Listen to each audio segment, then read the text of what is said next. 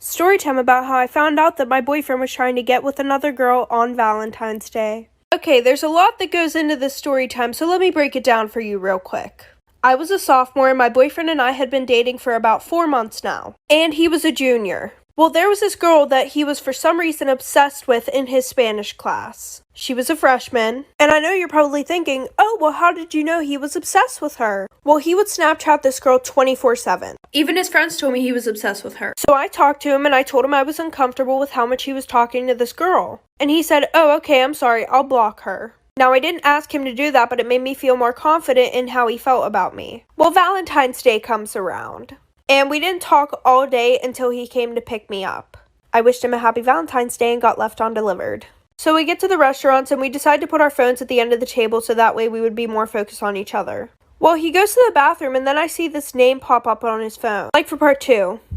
Part 2. So, like I said, I saw this name on his phone, and there was something special about this name. So, whenever I kept streaks, I would put the word streak, and then an emoji, and then the person's name. And he got the idea that instead of keeping her name, he would put it as streak. So I was like, that's really fucking weird. And at first I was like, what the fuck? So I opened his phone, and what do you know? It's from that girl. And she was replying back to a big paragraph that he sent her. And we had school that same day.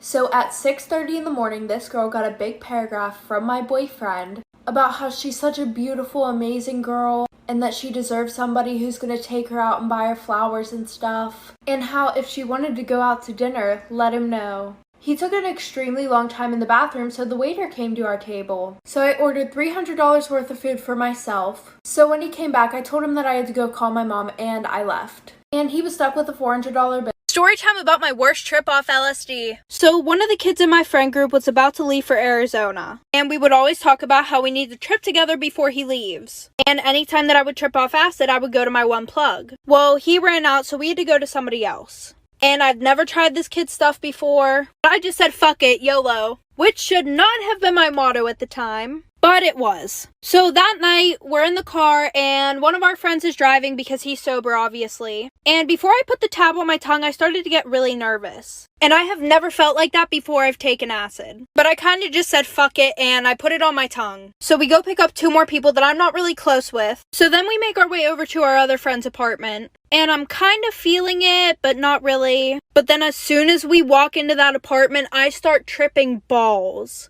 And you know, everything was going good. But then my dumb ass decided to look in the fucking mirror. And as soon as I look in the mirror, I see myself smile back at me, like for part 2.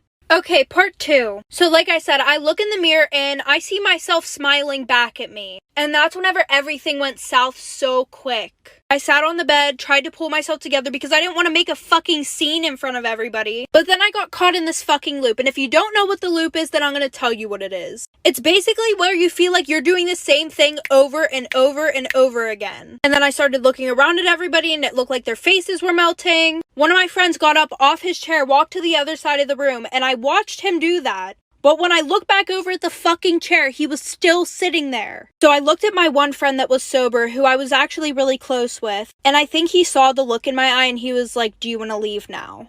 And I just shook my head, yeah, like I could not deal with that shit anymore. So we go to his car and then we drive to my boyfriend's house. Because I could not go home. I would have got crucified. Well, we get in the house and as soon as his mom sees me, she knows that something's wrong. Like for part 3.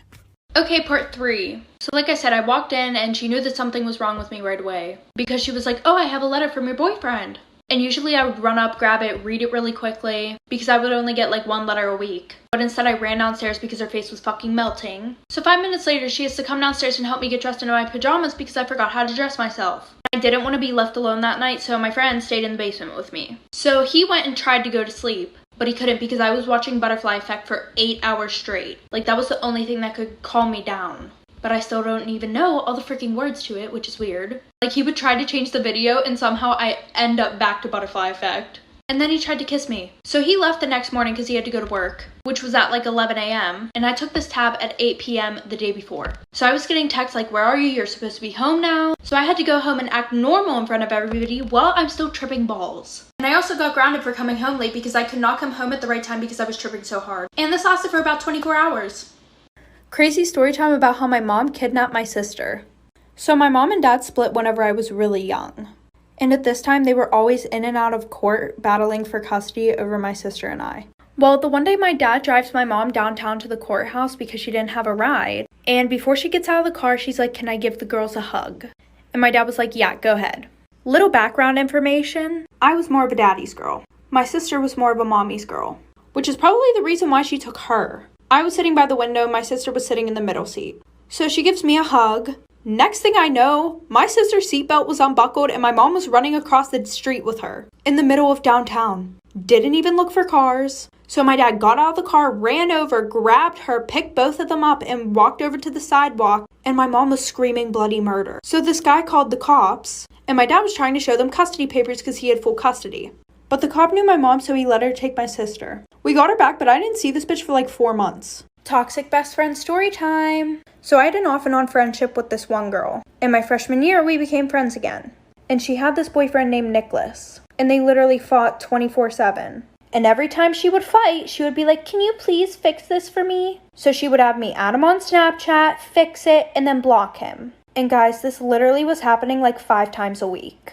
And then after she asked me to do that the first few times, I realized she started going through my phone. And when I say my phone, I mean my whole motherfucking phone. A bitch was going through my Snapchats, DMs, text messages, and I didn't know how to confront her because that's just weird.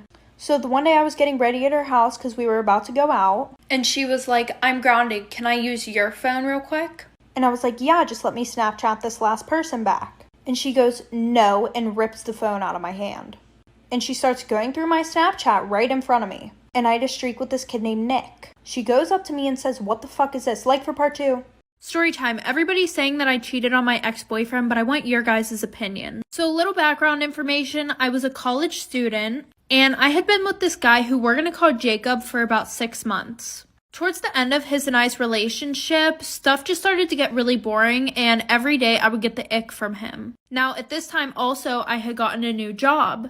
While I was working, I had met this guy who we're going to call Tim. Since I was a college student, I decided to start working more, so Tim and I would see each other literally every day. Him and I really hit it off, like straight away. Not to mention, him and I had a lot of things in common, his sense of humor was great. Well, the one night before work got out, Tim asked for my number, and I said yes. However, since I was still with Jacob, I decided that I was going to break up with him before I texted Tim. So I broke up with him. Fast forward to now, Tim and I are in a super good relationship. But now everyone's saying that I cheated on Jacob. What do you guys think?